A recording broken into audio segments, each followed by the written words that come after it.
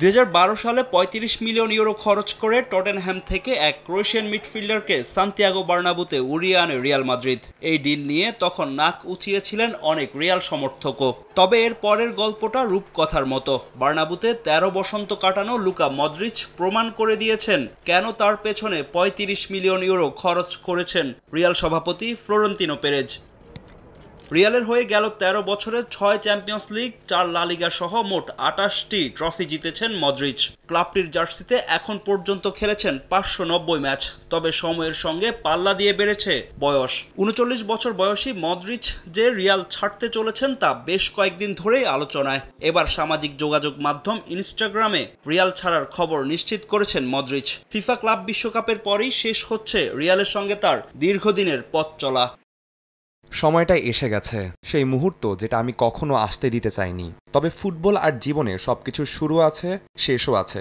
শনিবার সান্তিয়াগো বার্নাব্যুতে আমি শেষ ম্যাচ খেলতে নামব।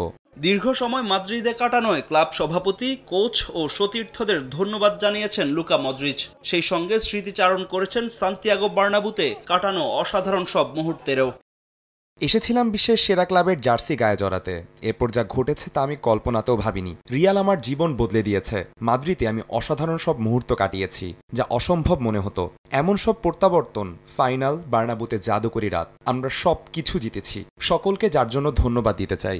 লস ব্লাঙ্কোদের হয়ে সম্ভাব্য সব শিরোপা জিতেছেন মদ্রিচ। মেসি রোনালদোদের যুগে উঁচিয়ে ধরেছেন ব্যালন ডিওর। দীর্ঘ এই পথ চলায় পাশে থাকার জন্য সমর্থকদেরও ধন্যবাদ দিয়েছেন রিয়াল অধিনায়ক। গর্ব ও এক বুক স্মৃতি নিয়ে আমি রিয়াল ছাড়ছি। আমি আপনাদের কখনো ভুলব না। সবকিছুর জন্য কৃতজ্ঞতা। ক্লাব বিশ্বকাপের পর এই জার্সি গায়ে আমি আর মাঠে নামব না। তবু আমি চিরকাল রিয়াল মাদ্রিদের একজন সমর্থক হয়ে থাকব। রিয়াল মাদ্রিদ চিরকাল আমার ঘর হয়ে থাকবে। সারা জীবনের জন্য হালা মাদ্রিদ, আর কিছু নয়।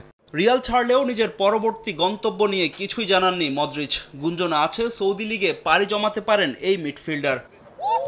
ফাহিম ইসলাম, সময় সংবাদ।